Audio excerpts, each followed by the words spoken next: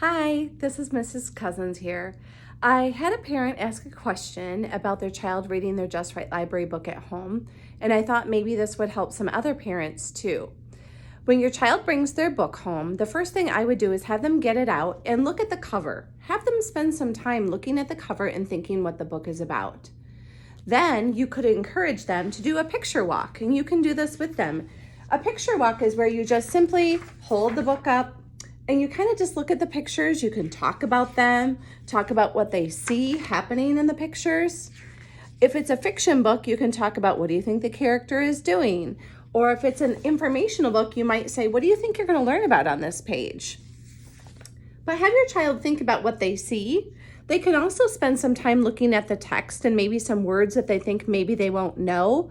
And you could even talk about that, like, if they say this word looks hard, you might even say to them, well, how do you think that word is going to start? What do you think the first sound is going to sound like? P. What do you think the second sound will be? P, p, k, n. Pumpkin. And you can have them stretch out the sounds and then push it back together. You could kind of pre-teach some of those words that you think might be tricky. This will also help build confidence. So have them go ahead and do the picture walk, and then have them go ahead and start reading. In the beginning of first grade, it's really important to have the student, your child, pointing under each word. This will help with what we call one-to-one correspondence. That's helping the child not to add words or omit words when they're reading, because we teach them to read it the way the author has written it. So we would say, Jamie, and that might be tricky because it's part of the text, Jamie planted a pumpkin seed. And the pumpkin seed grew a big pumpkin. Now that's where you could stop and say, wait a minute, the word big is not in there. Do you see a word that starts like B? You can have that conversation. Either stop them then or stop them at the end of the book. Either is fine. Just kind of a teachable moment. But have them go through and read it.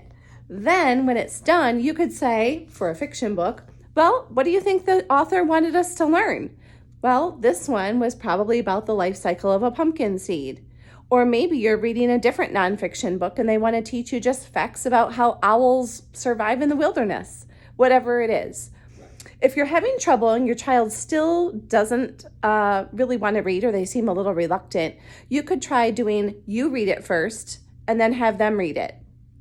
Or you could do an echo read. For example, you would read a page and then your child would read it right after you. And the pumpkin sprout grew a pumpkin plant. And then your child would read the same thing.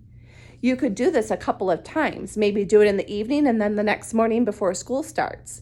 This will help build confidence in your reader. And that's what we want. Confidence so they learn to love reading. I hope this helps. And if you have any questions, please feel free to contact me. Thanks.